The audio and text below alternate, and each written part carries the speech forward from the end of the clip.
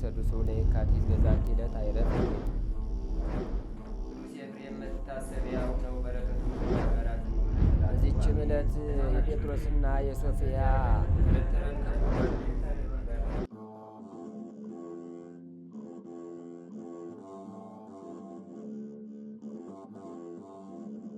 በስማ በወልድ መንፈስ ቅዱስ አሐዱ አምላክ አማስሩ ሐሙሱ ለሰኔ በዛቲ ዕለት ቅዳሴ ቤተ ክርስቲያኑ ለቅዱስ ሚናስ አራ ሰማይ ውስተ ዘትሰመይ መሪውጥ አንድ አምላክ በሚሆን በአብ በወልድ በመንፈስ ቅዱስ ስም ሰኔ 15 በዚች ቀን የሰማይ ጭፍራ የተባለ የቅዱስ ሚናስ ቤተ ክርስቲያኑ መሪውጥ በተባለ አገር የከበረችበት ነው። ከዚህ አስቀድሞ የቅዱስ ሚናስ ሥጋ ተሰውሮ ይኖር ነበር። ጌታችንም ሊገልጠው በወደደ ጊዜ ምክንያት አደረገ። ይኸውም እንዲህ ነው። የቅዱስ ሚናስ ሥጋው ተደፍኖ በሚኖርበት ኮረብታ አቅራቢያ በጎችን የሚያረባ አንድ ሰው በጎቹን እየጠበቀ ይኖር ነበር። ከዚያ እረኛ በጎች ውስጥ ደዌ ያለበት አንዱ በግ በዚያ በኮረብታው አጠገብ ባለ የጉድጓድ ውሃ ተጠምቆ ወዲያውኑ ከደዌው ዳነ። እረኛውም አይቶ አደነቀ። ሌሎችንም ደዌ ያለባቸውን አመጣ። በዚያ ውሃም በታጠቡ ጊዜ ሁሉም ዳኑ። ከዚህም በኋላ ይህ በቦታ ሁሉ ታወቀ። ደዌ ያለባቸውም ሁሉ እየመጡ አፈሩን ከውሃው ጋር አንድ አድርገው ለውሰው በመቀባት ወዲያውኑ ይድኑ ነበር። ምክንያቱን ግን አላወቁም። በዚያ ውሃና በአፈሩ በሽተኞችን እንደሚያድን የዚያ በግ ጠባቂ ወሬው በሮም ንጉሥ ዘንድ ተሰማ። ለንጉሡም የቁስል ደዌ የታመመች ልጅ ነበረችው። ወደ በግ ጠባቂውም ላካት። እርሱም በጎቹን እንዳዳናቸው አዳናት። እርሷን በተፈወሰች ጊዜ በዚያ ቦታ ፈውስ የሚደረግበትን ምክንያት ታውቅ ዘንድ ወደደች። ከዚህ በኋላ ቅዱስ ሚናስ በሕልም ተገለጸላትና ሥጋዬ በዚህ ቦታ ተደፍኖ ስለሚኖር እነሆ አስቆፍረች ታወጪው ዘንድ እግዚአብሔር አዞሻል አላት። ከእንቅልፏን በነቃች ጊዜ ቅዱስ ሚናስ እንዳዘዛት አደረገች። የከበረ ሥጋውንም አወጣች። በዚያም ውብ የሆነች ቤተ ክርስቲያን ሰራችለት። ንጉሡም በዚያ ቦታ ከተማ እንዲሰሩ መኳንንቱንና ሹማምንቱን አዘዛቸው። ታላቅ ከተማም ተሰራች። ስሟም ርዩት ተባለች። እግዚአብሔርም ከቅዱስ ሚናስ ሥጋ ቁጥር የሌላቸው ድንቆችንና ታምራትን ገለጠ። ሊቀ ጳጳሳቱም ከኤጲስቆጶሳቱ ጋር መጥቶ ቤተ ክርስቲያኒቱን በዛሬዋ ዕለት አከበራት። በዚያችን ቦታ የሚሰሩ የድንቆችና የታምራቶች ወሬ በቦታ ሁሉ ተሰማ። ለእግዚአብሔር ምስጋና ይሁን። እኛንም በቅዱስ ሚናስ ጸሎት ይማረን፣ በረከቱም ከእኛ ጋር ትኑር ለዘላለሙ አሜን። ሰላም ለቅዳሴ ቤትከ እንተ ተሃንጸት በመሪውት በትእዛዘ ንጉሥ ስሉጥ ሚናስ ዘንቃይከ በድነ ሐራውያን እምጸጥ አስተወፂኦሙ ደው በበክሌቱ ቁቂራጥ መብአ ለከ ዘነሱ በሴት አንድ አምላክ በሆነ በአብ በወልድ በመንፈስ ቅዱስ ስም ሰኔ 16 በዚህች ዕለት መልካም ሽምግልና ያለው ስም አጠራሩ የከበረ በገዳም የሚኖርና በገድል የተጠመደ የአባት የላይኛው ግብፅ ሰው አባ ቡናፍር አረፈ። ዳግመኛም በዚህች ዕለት የእግዚአብሔር መልአክ ለዮሴፍ በሕልም ተገለጠለት። ሕፃኑንና እናቱንም ይዞ ወደ እስራኤል አገር እንዲመለስ አዘዘው። ለእግዚአብሔር ምስጋና ይሁን። እኛንም ስለ እናቱ ስለ እመቤታችን ቅድስት ድንግል ማርያም መከራና ስደት ይቅር ይበለን ለዘላለሙ አሜን። ዛቅረብኩ ማይሌታ ዘኪርያ ይላፈምን ለተጸምዱ ከዘልፈ ለላ አነብ ተወከብ ዘንዴቴ መጽሐፈን ተረሰይ ከግዚኦ ጸዲቀ መበለቱ ኩፈ እምላቡ ላን ዘተርፈ ነቢያት ቅዱሳን ሐዋርያት ሰባኪያን ሰማዕታት ጻድቃን ወመላእክት ትጉሃን ደናግል አድዩ መነኮሳት ሄራን ባርኩ ባርኮ ጉባኤ ዛቲ መካን እስከ አረጋዊ ሊቅ ወንዑስ ሕፃን ለዘ ጸሐፎ በክርታስ ወለዘ አጻፎን ዘይደርስ ወለዘ አንበቦ ወለዘ ተርጎሞ በልሳን ሐዲስ ወለዘ ሰማ ቃሎ በዝነ መንፈስ በጸሎተሙ ማርያም አራቂተ ኩሉም ባይ ስቡረ የማሐረነ ኢየሱስ ክርስቶስ ተአምር ዘገብረ እግዚእነ ወአምላክነ ወመድኃኒነ ኢየሱስ ክርስቶስ ሳህሉ ወመምረቱ ያሉ ምስለ ኩልነ ህዝበ ክርስቲያን ለዓለም ዓለም አሜን። ይቅርታውና ቸርነቱ ለዘላለም በእውነት ለሁላችን ደረግልና ጌታችንና አምላካችን መድኃኒታችን ኢየሱስ ክርስቶስ ያደረገው ተአምሬ ነው። በዚያን ጊዜ ጌታ ኢየሱስ ክርስቶስ ለደቀ መዛሙርቱ እንዲህ አላቸው፣ እወቁ ሰማይን ዝናብ ያዘንብ ዘንድ ብታዙት ያዘንብላችኋል። ምድርም ሳሩን ቅጠሉን ታበቅል ዘንድ ብታዟት ታበቅላለች። ባህሮችና ወንዞች ውሆችም ሁሉ የእግራችሁ ጫማ አንዳችም እርጥበት ሳይነካው በባህር ላይ እየተራመዳችሁ እስከምትሄዱ ድረስ ይታዘዙላችኋል፣ ይገዙላችሁማል። የምትሄዱባት ሀገር ጎዳናዋ ሩቅ ቢሆን በደመና ተጭናችሁ ለመሄድ ስልጣን ይኖራችኋል። ብዙ ጎዳና በመጓዝ እግራችሁ አይደክምም። ምድርን እንደ ሸማ ለመጠቅለል ትችላላችሁና። ታላላቅ ተራሮችና ኮረብቶች ዝቅ ብለው ተስተካክለው ትክክለኛ ጎዳና ይሆንላችኋል። ነገሥታት ይሰግዱላችኋል፣ መኳንንትና መሳፍንት ያከብሯችኋል። ጥበበኞች ከጥበባችሁና ከተአምራታችሁ የተነሳ ፈጽሞ ያደንቋችኋል። መምህራንም ነገራችሁን ያደምጣሉ። እናንተንም በተመለከቱ ጊዜ ልቦናቸው ይመሰጣል፣ ምክራቸውም ይጠፋል። ሐሳበ ከዋክብት በተአምራታችሁ ይጠፋል። የሥራይም ሥራ ሁሉ በቃላችሁ ይሻራል። ለእናንተ ሀብተ ክህነትና ሀብተ ትንቢት እሰጣችኋለሁ። እናንተም ለወደዳችሁት ወገን ትሰጡታላችሁ። እኔን ያዩ ዓይኖቻችሁ ንዑዳን ክቡራን ናቸው። ቃሌን የሰሙ ጆሮቻችሁ ብሩካን ናቸው። ሥጋዬን የዳሰሱ እጆቻችሁ ንዑዳን ክቡራን ናቸው። እኔ የመረጥኳቸው ብዙዎች ነቢያትና አበው ጻድቃን እኔን ሊያዩ ተመኝተዋል፣ አላዩም። እናንተ የሰማችሁትንም ለመስማት ወደዱ፣ ለመስማትም አልቻሉምና። እወቁ፣ እውነት እላችኋለሁ፣ ብዙዎች የቀደሙ ኃይለኞች ኃይላችንም ቀደምት ይሆናሉና። ትእዛዜን ጠብቁ፣ የነገርኳችሁም ወደ ላይ ወደ ሰማይ እስከማድረግ ድረስ ለማንም አትንገሩ። ዛሬ ግን በልቡናችሁ ሰሌዳ ጽፋችሁ በውስጣዊ መዝገባችሁ አኑሩት። ለእናንተ የገለጽኩላችሁን ምስጢራቴንም ጠብቁ። ከእነርሱ አንዱን እንኳን አታጥፉ። እወቁ፣ ሁልጊዜ ትተክዙ ዘንድ አልተዋችሁም። ነገር ግን እወቁ፣ ለጥቂት ጊዜ ትፈልጉኛላችሁ፣ አታገኙኝም። እኔ ወደሚሄድበት እናንተ መምጣት አይቻላችሁምና። በዚህም ጊዜ ሐዋርያት እኔ ወደሚሄድበት መምጣት አትችሉም ስላላቸው ተከዙ። እርስ በርሳቸውም ለማየት የማትችሉበት ቦታ ወዴት ይሄድ ይሆን ተባባሉ። ስለዚህም ደቀ መዛሙርቱ ተከታተሉት። ጌታ ኢየሱስ ክርስቶስም ስለነገራቸው ነገር ግራ መጋባታቸውን አውቆ ወንድሞቼ ሆይ ስለነገርኳችሁ ነገር አትሰነካከሉ። እኔ የነገርኳችሁ ወይም የገለጽኩላችሁ ልቡናችሁ አይምሯችሁ መዝኖ መሸከም የሚችለውን ያህል ነውና እወቁ። መንፈስ ብርቱ ሲሆን ሥጋ ደካማ ነውና። በእኔ ላይ ለሚመጣው መከራ ዛሬ ብዙውን በነገርኳችሁ ነበር፣ ነገር ግን ሸክሙን አትችሉትም። ስለዚህ ልነግራችሁ አልፈቀድኩም። የነገርኳችሁ ብቻ ጠብቁ። ክብርና ምስጋና ለእርሱ ይሁንና ጌታ ኢየሱስ ክርስቶስ እንዳይሰናከሉ ለደቀ መዛሙርቱ ሐዋርያት ይህን ነገራቸው። ይቅርታውና ቸርነቱ ለዘላለም በእውነት ለሁላችን ደርብን ለዘላለሙ አሜን። አምላካችን አባታችን መድኃኒታችን ልዑል እግዚአብሔር ዘላለማዊ ስሙ የተመሰገነ ይሁን። እንኳን አደረሳችሁ፣ እንኳን አደረሰ።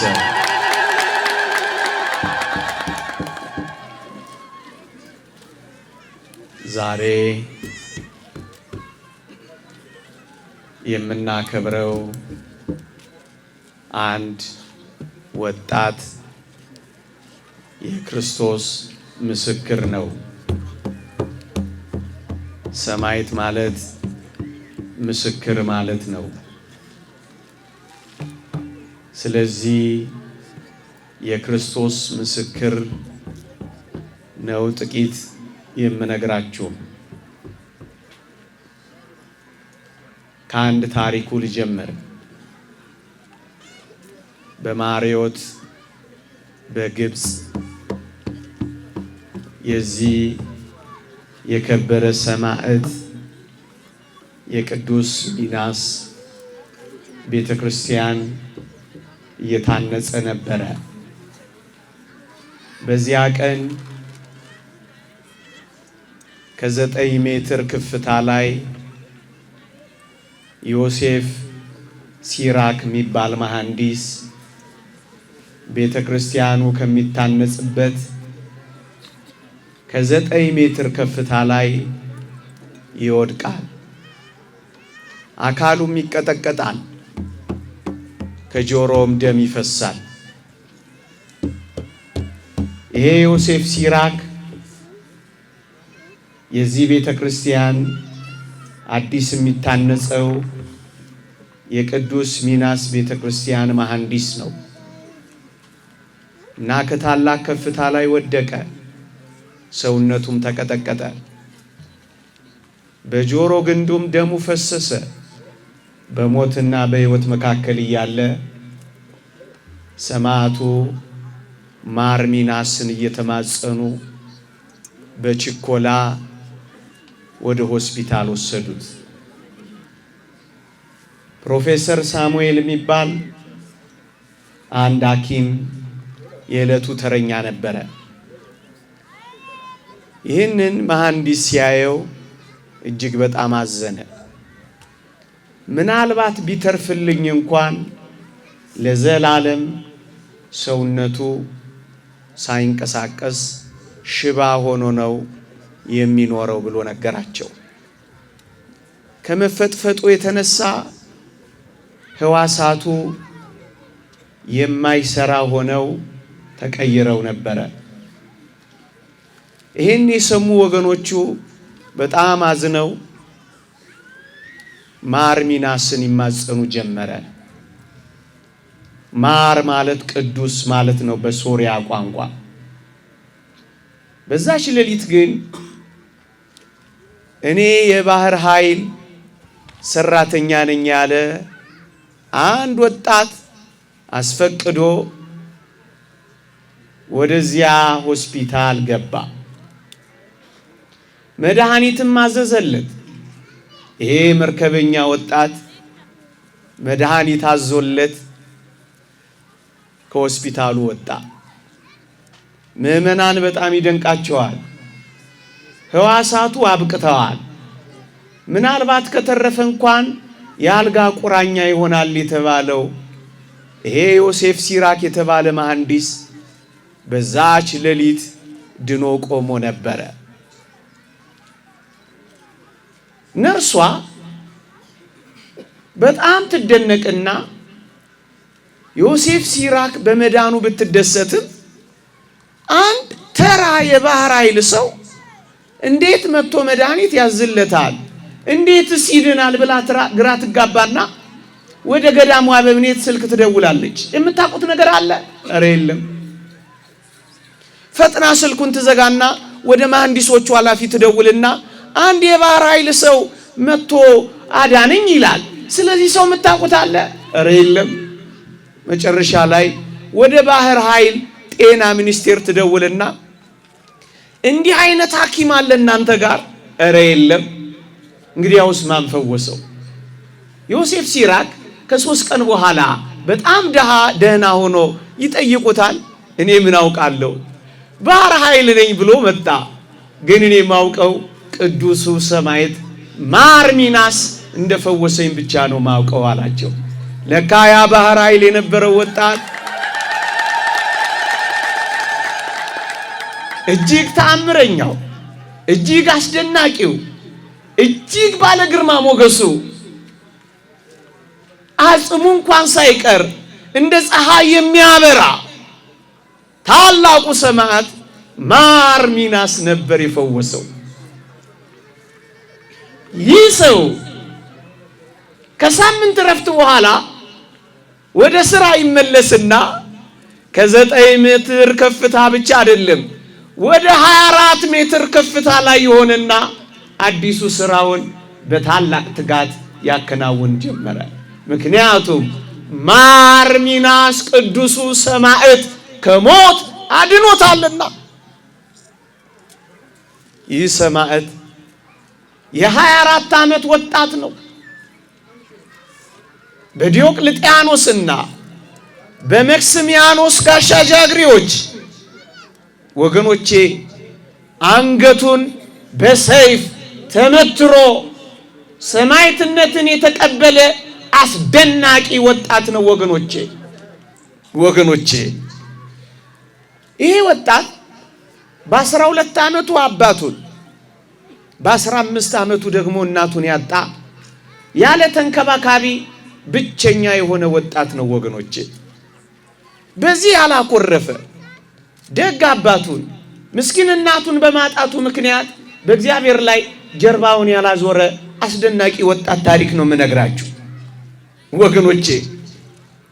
በጣም ባለጸጋ የነበረ አባቱ ባለስልጣንና መኮንን ስለነበር ይህ ሰማዕትም ወደ ሰማዕትነት ከመግባቱ በፊት በግዴታ የፖሊስ ሰራዊት ባለስልጣን አድርገው ሾሙት። አንድ ሁለተኛ ያባቱ ሰፊ መሬት ያጎቱም ብዙ ርስት ስለነበረው እጅግ ባለጸጋ ነበረ። ሁለት እግዚአብሔር ያሳያችሁ በስልጣን ላይ በባለስልጣንነት ላይ ባለጠግነት ሲጨመር እንዴት እንደሚያኮራ ተመልከቱ። ሁለት ሶስተኛው ውበቱ ደግሞ አስገራሚ ነበር። ጉልበቱ ደግሞ በጣም ጠንካራ ነበር። በዚህ ምክንያት ዝናው የናኘ ወጣት ነበረ። ወገኖቼ ይህ ሰው ነው እንግዲህ ዲዮቅልጥያኖስ በ295 ዓመተ ምህረት አብያተ ክርስቲያናት ይዘጉ ጣዖታት ይከፈቱ ብሎ ሲያውጅ የክርስቲያኖችን መጨፍጨፍማ አላይም ብሎ ወደ በረሃ ነጎደ። ገና ሕፃን የሆነ ገና ወጣት የሆነ ብላቴና በገንዘብ ብዛት የዓለም ወዳጅ መሆን ይቅርብኝ ብሎ ሀብቱን ንብረቱን ለድሆች አከፋፈለ። የክርስቲያኖችን መከራ ባይኔ አላይም፣ ጨፍጭፍ ስባል አልጨፈጭፍም። ምክንያቱም የፖሊስ ሰራዊት አባል ነው። በዚህ ስራ ከተባበረ የክርስቲያኖችን ደም ማፍሰሱ አይቀርም። የክርስቲያኖችን ደም ከማፈስ ይቅርብኛልና ሀብቱንም አከፋፈለ። ደግሞስ በሕዝብ ኃጢአት አልተባበርም ብሎ በገዳም በዋሻ ውስጥ ለ5 ዓመታት በጸሎት ጽሙድ ሆነ። በዝማሬ ቃል ድምፁን እያሰማ እጅግ ጣዕመ ዝማሬዎችን እያቀረበ የሚመሰጥ አስደናቂ ወጣት ሆነ። መንፈሳዊ መጻሕፍትን እየተመለከተ በገዳም በምድረ በዳ በረሃ የእግዚአብሔርን ተአምራቶች ማሰላሰል ጀመረ። ወገኖቼ ወደ ገዳም ወደ በረሃ አባቶቻችን ሲወጡ ልክ እንደዚህ ተራራ ተዘርግተው ሲያዩ የእግዚአብሔርን የተዘረጉ የእጆቹን ክንዶች እና ኃይል ማየትና ማድነቅ ይጀምራሉ። በረሃው ለጸሎት፣ በረሃው ለትዕርምት፣ በረሃው ለጸጥታ፣ ገዳሙ በረሃው የእግዚአብሔርን ሥራ ለማሰናሰር ስለሚጠቅማቸው ወደ ገዳም ይወጣሉ። ወገኖቼ ይሄ ብቻ አይደለም። በመብልና በቅምጥልነት የኃጢአት ጎዳናን ሳይከተል የበረሃውን ጎዳና ተከተለ። ሃይማኖቱ የጸና ምግባሩም የቀና አስደናቂ ወጣት ሆነ። ወገኖቼ ስለዚህ ሰማዕት ነው ዛሬ የተሰበሰብነው። ባለጠግነትን እየናቀ ስልጣኑን እየተወ የድሆችን ኑሮ የመረጠ የሰራዊት አለቃ ሆኖ ሳለ የእረኞች አለቃ የበጎች አለቃ ለመሆን ራሱን ወደ ታች ስለደፈቀ አንድ አስደናቂ ሰማዕት ነው ዛሬ የምንሰማው። በዋሻ ውስጥ የሚተጋ እንቅልፍ የሚያጣ አስደናቂ ወጣት ሆነ። ወጣትነቱን ናቀ፣ ባለስልጣንነቱን ናቀ፣ ባለጠግነቱን ናቀ፣ ቅምጥልነትን ናቀ፣ ኩራትን ናቀ። ሰማዕትነት ማለት ይሄ ነው ወገኖቼ። ምን ተውን ወገኖቼ፣ እንዲህ ያሉ የሰማዕታትን በዓል ስናከብር እልል ብለን ዘምረን ዘክረን ብቻ እንድንሄድ እኮ አይደለም። እነሱ ይሄን ሁሉ ከናቆ እኛ የምንንቀው ምንድነው ወገኖቼ? አንዳንዶቻችን ከዚህ ቅዱስ እድሜ በላይ ነን፣ አንዳንዶቻችን በሱ እድሜ መካከል እንሆናለን። ግን ባለጠግነታችሁን እንኳን ባትንቆ ትንሽ ትንሽ ማካፈል ታውቃላችሁ ወገኖቼ። እቺን ዓለም መሬታችሁን እንኳን አትተዉ። ቢያንስ በመሬታችሁ መካከል ሰዎች እንዲኖሩ ትፈቅዳላችሁ? እሺ ተውት። ቅምጥልነትን እንኳን አትተዉ። ቢያንስ ጠግባችሁ ከምትበሉት ማዕድ ትሰጣላችሁ? እሺ በበረሃ አትሂዱ፣ ዋሻ አትግቡ፣ ገዳም አትሰወሩ። ቢያንስ ይቺን ዓለም ምንም እንደሌላት በረሃ ትቆጥራላችሁ? ለዚህ እኮ ነው ይህን በዓል የምናከብረው። አድንቀ ነው አሞግሰ ነው በረከቱን ብቻ ተቀብለ ነው እንድንሄድ እኮ አይደለም። እንዲህ ካሉ ሰማዕታት ለውጥ ትንሽ እንኳን እንድንቋደስ እኮ ነው ወገኖቼ። በዋሻ ውስጥ ለ5 ዓመታት ያክል ታላቅ ተጋድሎን አደረገ። መጻሕፍትን በቃሉ አጠና፣ ተጋድሎን አበዛ። እጅግ የሚፈትኑትን እኩያት፣ ፍትወታት፣ ርኩሳት፣ መናፍስት የሰዎችንም ትንኮሳ በመስቀሉ እያማተበ በቅዱሳን ሰማዕታት ገድል ግርማ ሞገስ እየናደ እጅግ የበረታ ሰማዕት ሆነ። ገና በ20 ምናምን ዓመቱ እግዚአብሔር ያሳያችሁ። ስንት ዓመት ኖረናል እኛ። ስለ ክርስቶስ ፍቅር ምን ላይ ጨክናችኋል ወጣቶች? ውሸት ላይ ቢያንስ ውሸትን ትታችሁለታል። ተዉት ሌላውን፣ ቢያንስ ነቀፋን፣ ስድብን፣ ፍርድን ትታችሁለታል። ምን ተውንለት ለክርስቶስ? እዩት ይህንን ሰማይ እግዚአብሔር መጣለታ። ስለ ክርስቲያኖች ደም መፍሰስ ላለመተባበር ራሱን ያሸሸውን፣ በንጽህና የጠበቀውን፣ በበረሃ የሚንከራተተውን፣ በጽም የሚቃጠለውን፣ በረሃ የሚታጠቀውን ይህን ቅዱስ ሰማዕት ምን አለው መሰላችሁ? እንዴት ያስደንቃል ቃል ኪዳኑ! የተከበርክ ሚናስ ሆይ ከሕፃንነት ጀምረህ ለመልካም ምግባር ተጠርተሃል አለው። ሚናስ ማለት የእግዚአብሔር ምርጥ ማለት ነው።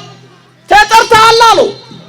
ከዛስ በእኔ ስላመንክብኝ ደግሞም ስለደከምክልኝ በስሜ ሶስትነት 3 ኪዳን ገባሁልህ አለው። ወጣትነትህ ሳያሳሳህ ድንግልናህን ስለጠበቅ ስለ ድንግልና አንድ አክሊል አወርድልሃለሁ። እናንተ ክርስቲያኖች የጠበቃችሁት ድንግልና አክሊል እንዳለው ታውቃላችሁ። የጠበቃችሁት ንጽህና ከሰማይ የሚወርድ ክብር እንዳለው ትረዳላችሁ።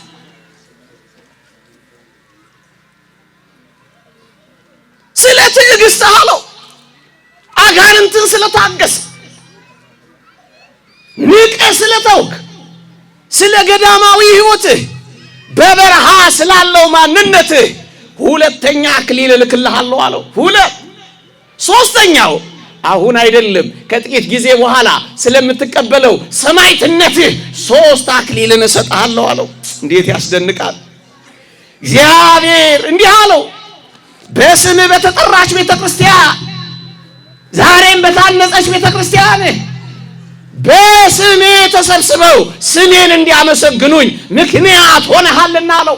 ዛሬ የእግዚአብሔርን ስም እንድናመሰግን ምክንያት የሆነን ይህ ቅዱስ ነው። ይሄንን ነው ቃል ኪዳን የገባለት። ስሜ እንዲመሰገን ምክንያት የእግዚአብሔር ስም በእናንተ ይመሰገናል። ክርስቲያኖች እናንተን አይተው ሰዎች እግዚአብሔርን ያውቃሉ። እናንተን አሽትተው ልዑልን ያሸታሉ። እናንተ ስትደርሱ እግዚአብሔር እንደደረሰ ይሰማቸዋል። ማን ነው በእናንተ የሚከብረው? በእኛ ዘፋኞች ነው የሚታወቁት ወይስ ዘማሪያን ነው የሚገለጡት? እግዚአብሔር ተመስግኗል በእኛ። እግዚአብሔርን የሚያስመሰግን ጽድቅ፣ እግዚአብሔርን የሚያስመሰግን ምስጋና፣ እግዚአብሔርን የሚያከብር ሕይወት አለን ወይ? ይኸው በስሜ በተጠራች ቤተክርስቲያን ስሜን ያመሰግናሉ። በዚያም ከሌሎች ሰማዕታት ጋር ስምህ ሲነሳ ይኖራል ይላል። ወገኖቼ በዚህ በጣና ቂርቆስ አንድ የቅዱስ ሚናስም አብሮ ከነ ቅዱስ ቂርቆስ ጋር የሚታሰብ አለ። ከነ ቅዱስ ቂርቆስ ጋር ስምህ ይነሳል ብሎ ቃል ኪዳን ገባለ። ደግሞ ቀጠለና በመንግስተ ሰማያት የምታገኘው ስልጣን በምድር ካገኘው ስልጣን 1000 ጊዜ ይበልጣል። ወገኖቼ መሬት ስታጡ እግዚአብሔር መሬት ይሰጣችኋል። ስልጣን ስታጡ በስልጣን ያንበሸብሻችኋል። ወገኖቼ ሀብታችሁን ብታካፍሉ እግዚአብሔር በቅፋችሁ የሚሞላ ተጠቅጥቆ ቆጥራችሁ ማዘልቁት ሀብት ያካፍላችኋል። እግዚአብሔር 1000 ጊዜ ይበልጣል አለው። አንተ የናከው መኮንንነት ነው፣ እኔ ከዛ በላይ 1000 ሹመት እሰጥሃለሁ አለው። ስትንቁ ይሰጣችኋል።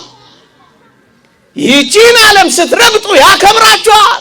ይህንን ገባለን ወገኖቼ፣ እጅግ ይደንቃል።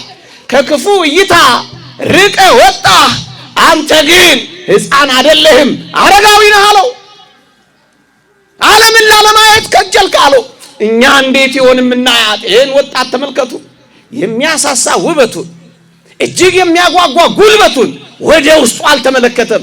የእግዚአብሔርን ፍቅርና የእግዚአብሔርን ኃይል እየተመለከተ ውበቱንና ጉልበቱን ንቆ ወጣ። አንተ ውብ ሕፃን ሆነ ሳለህ እንደ አረጋዊ ሆንክ አለው። መስራት እየቻለ ኃጢአት የማይሰራ እንደሱ ሆንክ አለው። ገዛ ሰው ስትሆን እንደ መልአክ ሆነሃል አለው። ወገኖቼ ይህቺ ቤተ ክርስቲያን መልአክ እኮ ነው የምታረገን። አሁንም አታበላንም። አሁንም እንደ መልአክ ታጾመናለች፣ ታቆየናለች። ይህቺ ቤተ ክርስቲያን አሸጋጋሪያችን እኮ ናት ወደ ሰማይ። ወገኖቼ ያን ጊዜ ይሄን ቃል ኪዳን ሲገባለት ቅዱስ ሚናስ ክርስቲያኖች ለሚቀበሉት ዓለም ደግሞ ለሚጮህበት ጣዖት ምስክር ለመሆን ለሰማዕትነት ገሰገሰ ይላል። ሰማዕትነት ወደ እሱ እስኪመጣ አልጠበቀም። ለእንግዲያውስ ለጌታዬ ሳስመሰክር እስከ መቼ በዋሻ ኖራለሁ አለና ወደ ሰማዕትነት ገሰገሰ ይላል። እጅግ ይደንቃል። ያን ጊዜ ምን አገኘ መሰላችሁ? ጣዖትን የሚያከብሩ ለጣዖት መስዋዕት የሚሰዉ ሰዎችን መንገድ ላይ ሲያገኝ ጮክ ብሎ ይገስጻቸው ጀመረ። ወገኖቼ ስንቶችን አስተምረናል። ስንቶችን አንዳንዶችን ከሰዓት ነጥቃችሁ አድናችኋል። ብዙዎች ጨሌ ስር፣ ብዙዎች ጠንቋይ ቤት፣ ብዙዎች ሟርት ላይ፣ ብዙዎች መተት ላይ፣ ብዙዎች ድግምት ላይ ያሉ መች መሰከርንላቸው? ስንት ሰው አድናችኋል። ስንት ሰው አውጥታችኋል። ስንት ሰው አጽንታችኋል። ስንት ሰው ከእግዚአብሔር ጋር አዋህዳችኋል። ሄደ የኢሳይያስን ቃል ጠቀሰ። ቅድም እንዳልኳችሁ የመጻሕፍትን ቃል በቃሉ አጥንቶ ነበር አላልኳችሁ?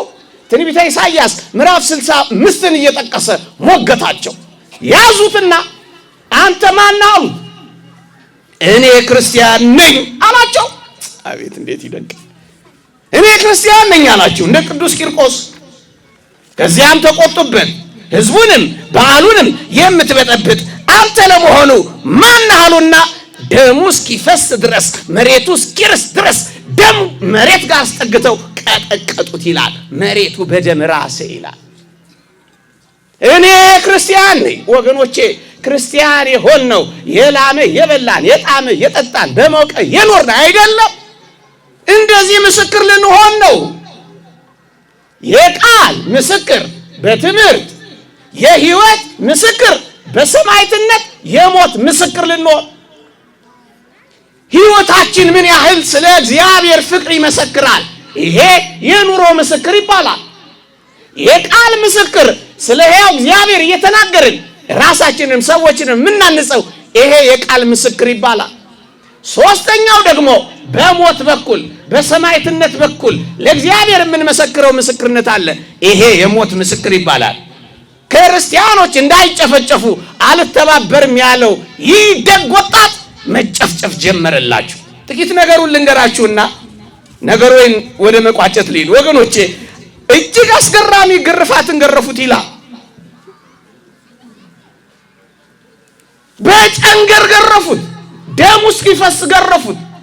ስጋው እስኪተለተል ገረፉት። እሱ ግን አልተናወጽ። እንደውም ምን አሉት ይላል?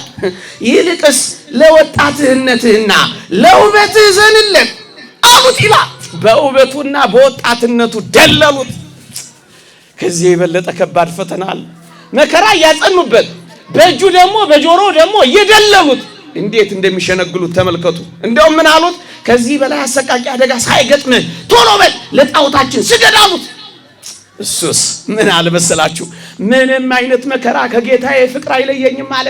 መኑ ያሐድገነ ፍቅሮ ለክርስቶስ አላቸው። ከክርስቶስ ፍቅር ማን ይለየኛል አላቸው። ማን ይለየና? ስደት ነውን? ማን ይለየና? ረሃብ ነውን? ማን ይለየና? ጨንገር ነውን? ማን ይለየና? ስደቱም ክርስቶስን የምንመስልበት እኮ ነው። ኢየሱስ ክርስቶስን ሊመስሉ የሚወዱ ይሰደዳሉ ይላል። ክርስቲያኖች ስደት በገጠማችሁ ጊዜ እሰይ ብላችሁ በአኮቴት ከተቀበላችሁ ከክርስቶስ ስደት ጋር ስደታችሁ ተደመረላችሁ። እንዴት ትተዋለሁ አላ ስለተገረፍ እንዴት እተወዋለሁ? ደም ስለፈሰሰኝ እንዴት እተወዋለሁ? ጨንገር ስላረፈብኝ እንዴት እክደዋለሁ? አላ እንግዲያውስ አሉት መከራ እንዲበዛብህ ከፈለግ እማትክደው ከሆነ አሉና ጨመሩና ደግሞ ቅጣቱን ከፍ አረጉት። ምን አረጉት? በብረት ምጣድ ላይ ሰቀሉት። አቤት! እኛ እኮ ፀሐይ ላይ ሆን ብለን እኮ ነው የምናጉረመርመው። ዛሬ የምናከብረው ሰማዕት የብረት የጋለ የብረት ምጣድ ላይ ሰቀሉት። በብረት መሳሪያ አጥንቱ እስኪታይ ድረስ ቧጠጡት። ምን አይነት ፍቅር ነው እናንተ! ሰውነታቸውን እስኪተው ድረስ አካላቸው እስኪቧጠጥ ድረስ ለክርስቶስ ፍቅር የሚከፍሉትን ሰማዕትነት ተመልከቱ። ከዛ ምን አሉት መሰለ? ሕማሙ ተሰማህ ወይስ ደግሞ አሁንም ገና ነህ? እብጠትህ ቀነሰልህ አሉትና ያፌዙበት ጀመረ። አቤት! እንዲህ ያረጉ ቀለሉበት። እሱ ምን አለ መሰላችሁ? ቅጣታችሁ በመንግስተ ሰማያት ተቀማጭ ገንዘቤ ነው አላ። ተቀማጭ ነው አልቶ እናንተ መከራውን እኔ ክብሬ ነው ያለው አላቸው። እናንተ ሰንበሬን እኔ ደግሞ አክሊሌ ነው ያለው አላቸው። እናንተ ጨንገሩን ያዙ እኔ ደግሞ ጸጋዬን ይዛለሁ አላቸው። እንዴት አስደናቂ ሰማዕት ነው እናንተ! ዘውድ ተዘጋጅቶልኛል አሉት። ከዚያ እየገረፉት ደግሞ ሲያስከፉት ተመልከቱ። ምን አሉት መሰላችሁ? እሺ ለምን አይደርስልህም? እሺ ይህን መከራ አስተቀበል እንኳን ለምን አድንህም አሉታ። እንዲህ አይደለም ይሉን እኛን። ይሄው አንቺ ትቆራመቻለሽ፣ ይሄው እኛ ገብተን ላይ ተተኮስን ይሏችሁ የለ። መተሽ ብትካድም እኮ ትለወጫለሽ። የሆነ ነገር ይዘሽ ሸርት ያለሽ አንቺ ያመልክሽ ትንበረከክ ያለሽ እኛ እጃችን በነገር ሁሉ ሞላ እያሉ ያስቀኗችሁ የለ። ክፋት አድርገው ሪሚጦ ጥለው መተት አስመትተው ጠንቋይ ቤት ካድመው ካገኙት ሀብት ይልቅ ጠንቋይ ከሚሰጥህ እግዚአብሔር ቢከለክልህ ምሕረት አንተ ክርስቲያን እግዚአብሔር ይከልክለን። ጠንቋይ ከሚሰጠን ሰይጣን ከሚያስታቅፈን እግዚአብሔር ያራብተን። ይሄንን ያላቸው ታዲያ ለምን አይደርስልህ አድንህም ብለው ዘበቱበት፣ አፌዙበት። ምን አላቸው መሰላችሁ? ወርቅ ያለ እሳት ስለማይፈተን እኮ ነው። የእናንተ እሳት አሁን ይጠፋል፣ የገሃነም እሳት ግን ለዘላለም ይነድባችኋል አላቸው። እንዴት ይደንቃል! ቅጣቱ ምንም ቢያይልበት ቅዱሱ ካቋሙ ምንም ባለመናወጹ ምክንያት እጅግ በመናደዳቸው ጫፎቻቸው ሹል የሆኑ የብረት ችካሎች ይዘው ሰውነቱን በሱትና ከመሬት ጋር አጣበቁት። ተረት አይደለም እነግራችሁ። እኛ እንኳን ስለሰማነው እንዴት ተዘገነነ። እኔ እንኳን ስናገረው እንዴት ከበደኝ። ሆነበት ነው የምላችሁ፣ ሰውነቱ ላይ ሆነበት። ወቅተው ሰፍተው ያዙት። ከዛስ ጎድኑን የሰውነቱን ጎድኖች በእሳት አቃጠሉት። አሁን ክርስቶስ ምን እንዳደረገለት ስሙማ በሞቴ እንኳን እሳቱ ሙቀቱ እንኳን አልነካውም። ይሄን ቅዱስ ወገኖቼ ስናምነው እንኳን እሳቱ ሙቀቱ አይነካንም። እዩት እንዴት እንደከለለው። እንዳያመው አረገው። እሱ ምን አለ? ጮክ ብሎ ጸሎቱን አያቋርጥም። እንዲህ የሆነ ጸሎቱን አያቋርጥም። ወገኖቼ በየትኛው መከራችሁ ውስጥ ጸሎትን አታቋርጡ። ጸሎት ራሱ ለመዳናችሁ መፍትሄ ነው። ምን አላቸው መሰላችሁ? የማቴዎስ ወንጌል ምዕራፍ 10 ቁጥር 28 ጠቀሰ። መጽሐፍ ቅዱስን ጥጥት አድርጓል አላልኳችሁ?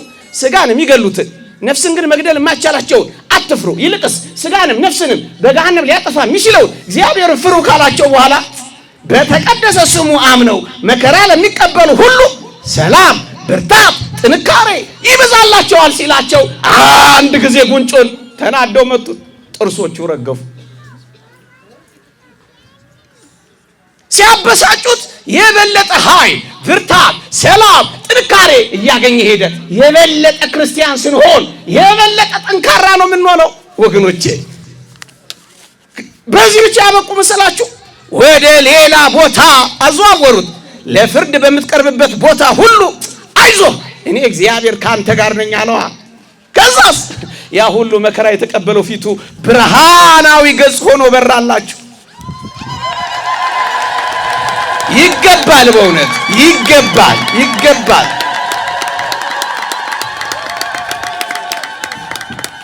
የተወው እንዳይመስላቸው ፊቱን ማየት እስከማይችሉ ድረስ ያ ሁሉ ረሃብ፣ ጥም ተቃጥሎ ያ ሁሉ ጉንጩ ተመቶ ደም ፈሶት ፊቱን ማየት እስከማይችሉ ድረስ በብርሃን ፊቱን ሞላው።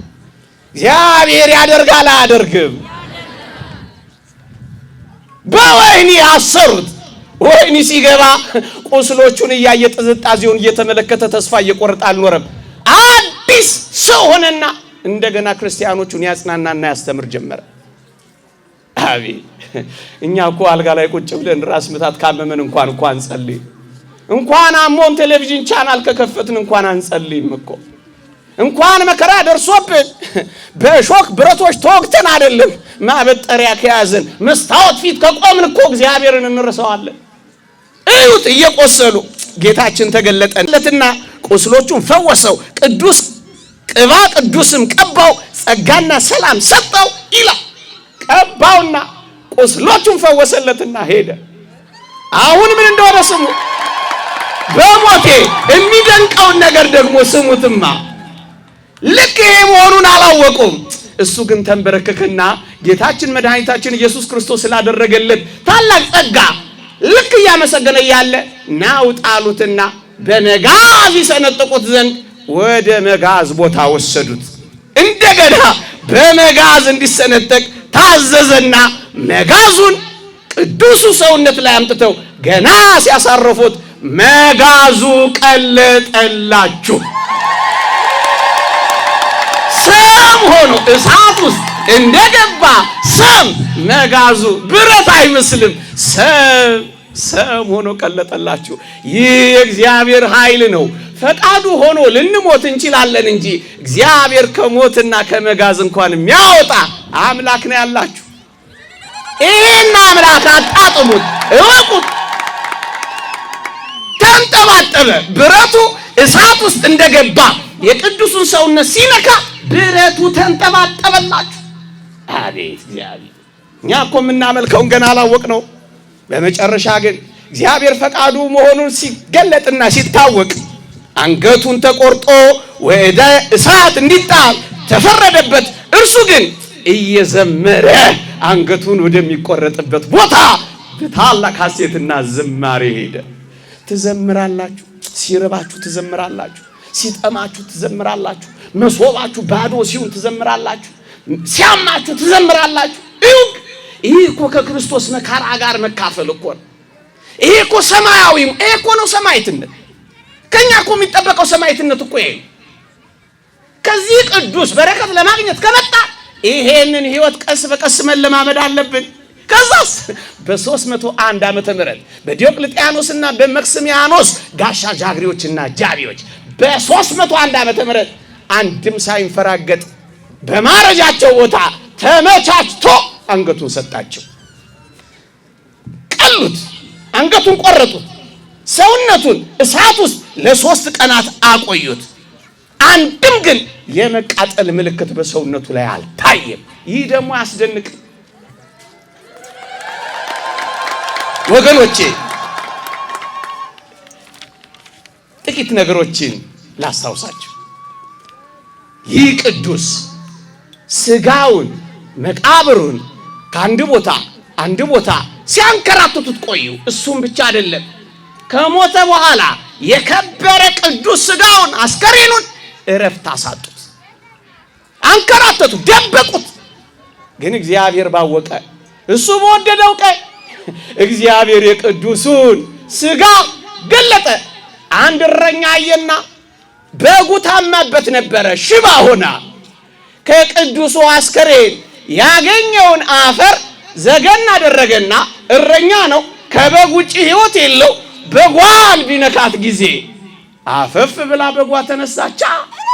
ይህን ያደረገው ይህን ሁሉ ተአምራት የሰራለት እግዚአብሔር በቅዱሱ ስጋ እንዴት ተአምራት እየሰራ እንደሆነ ተመልከቱ። አሁን እንኳን እኛ ልንናገረው በማንችለው ሁኔታ እግዚአብሔር በእነዚህ ቅዱሳን ስራ ይሰራል። አንድም ሰው በንፉቅቅ የሚሄድ ሰው ነው። አንድ ቀንም ተራምዶ አያውቅም። ከዕለታት አንድ ቀን እሱ አያውቅም። የቅዱሱ ስጋ በተቀበረበት ቦታ ለአንድ ጉዳይ ወላጆቹ ልከውት ሲሄዱ እሱ በማያውቀው ሁኔታ እንቅልፍ ይለውና እዛች የቅዱሱ ሥጋ ጋር ይተኛላችኋል። በእንፉቅቅ የሚሄድ ሰው ነው። ወላጆቹ ቢጠብቁት አይመጣም። ይበሳጩና ሲሄዱ እዛ ላይ ተኝቶላችኋል። ብለው ሲጠሩት ድንግጥ ብሎ ሲነሳ እነሱን ለማምለጥ ሲሮጥ በእንፉቅቅ የነበረው ሰው ከቶም ቢሆን ምንም ማሞት እንደማያውቀው ሩጫውን ቀጠለው። ለካ የቅዱሱ አስነስቶት ነው።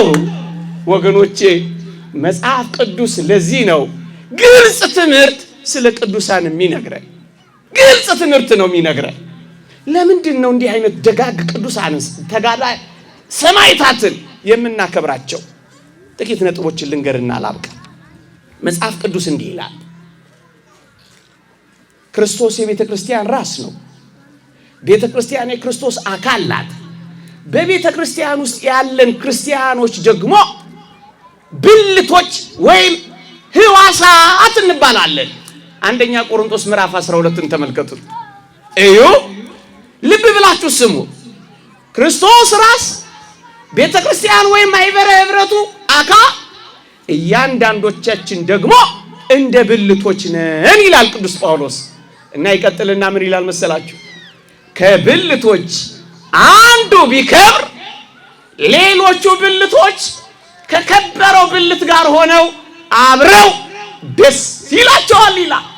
እዩ፣ ይህ የከበረ ሰማዕት ክርስቶሳዊ በመሆኑ ከብልቶቹ ከሕዋሳቱ አንዱ ነው።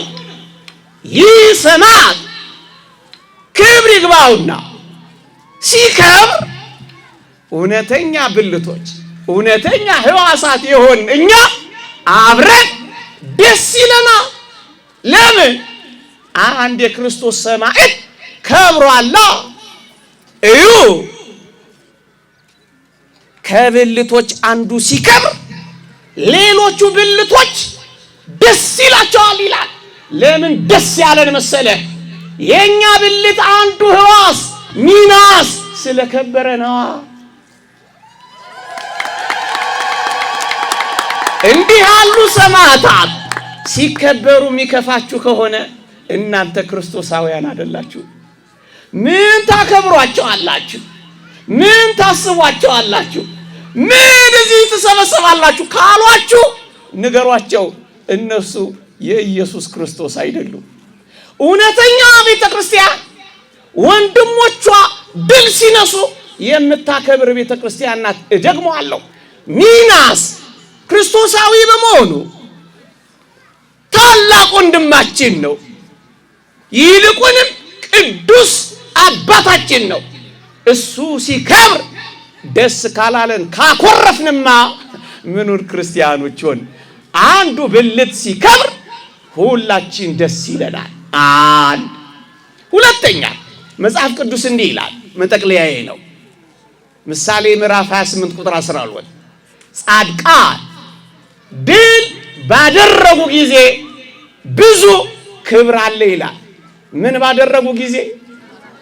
ጻድቃን ምን ባደረጉ ጊዜ? ድል ባደረጉ ጊዜ ምን አለ? ብዙ ክብር። ለምንድን ነው ብዙ ክብር የምትሰጧቸው ካሏችሁ? ድል ስላደረጉ ነው በሏቸው። ሰይጣንን ድል ስላደረጉ ነው። እኩያት ፍቶታትን፣ አረማውያንን፣ ዲዮቅልጥያኖስን፣ መክስሚያኖስን፣ ትራጃንን ድል ስላደረጉ ነው በሏቸው። ሁለት ለምንድን ነው የምትመሰክሩላቸው ካላችሁን? ገና እኛ ስንመሰክር ነው የምታኮርፉት። ገና ልዑል እግዚአብሔር በሰማይ ይመሰክርላቸው የለ? ይመሰክራል አይመሰክርም? ይመሰክራል አይመሰክርም? ገና በሰማይ የሚመሰክርላቸው ከሆነ እኛ በምድር ላይ ስንመሰክርላቸው እንዴት ታኮርፋለህ በሏቸው። ወገኖቼ እንዴት ታስቧቸዋላችሁ ካላችሁ ደግሞ ቅዱሳንን ስላገለገሏቸው አሁንም ስለምታገለግሏቸው እግዚአብሔር ለስሙ ያሳያችሁትን ፍቅር ይረሳ ዘንድ አመፀኛ አይደለም።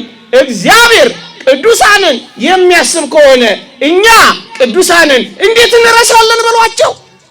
ደግሞስ የማይጠፋ የመታሰቢያ የዘላለም ስም እሰጣችኋለሁ ብሏቸዋል በሏቸው። ታዲያ ይሄንን የመጽሐፍ ቅዱስ ዕውቀትና የመጽሐፍ ቅዱስ ትምህርት እውነት እየኖራችሁ በመሆናችሁ ደስ ይበላችሁ።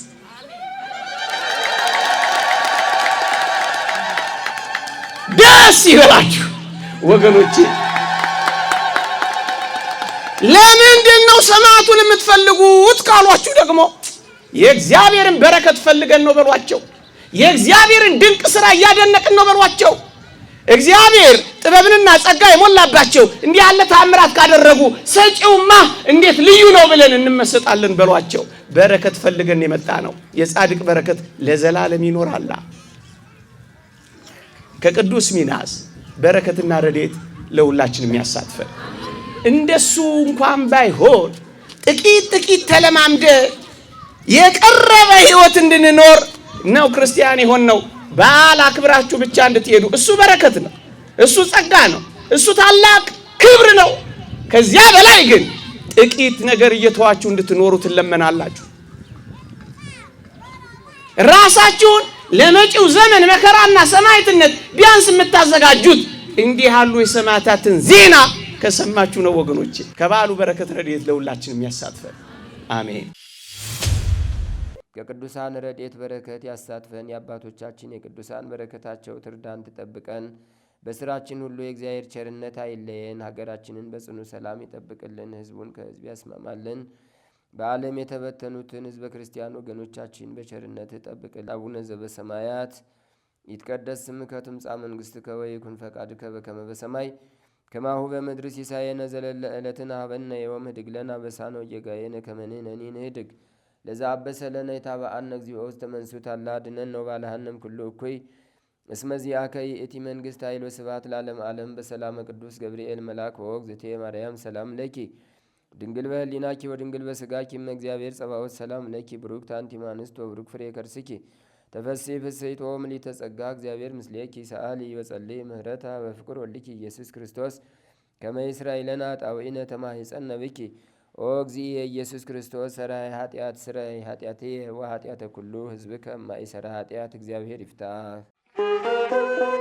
ንቁ ሚዲያ ለተመልካቾቹ ከሚያደርሳቸው ዕለታዊ ሳምንታዊና ወርሃዊ ዝግጅቶች መካከል የየዕለቱን ስንክሳር ወርሃዊና ዓመታዊ የቅዱሳን ገላትና ድርሳናትን በኢትዮ ማህበር የዩቲዩብ ቻናል ያቀርባል። የየዕለቱን ስንክሳር ባሉበት ሆነው በማድመጥ እንዲሁም ወርሃዊና ዓመታዊ የቅዱሳንን ዜና ህይወታቸውን በማድመጥ ከቅዱሳኑ በረከትና ረድኤት እንዲያገኙ ንቁ ሚዲያ የሁል ጊዜ ምኞቱ ነው። በየዕለቱ የሚለቀቁ ዜና ቅዱሳንን ላይክ፣ ሼር እና ሰብስክራይብ በማድረግ አገልግሎቱን ይደግፉ። ንቁ ሚዲያ ርቱ የቤተ ክርስቲያን ልሳን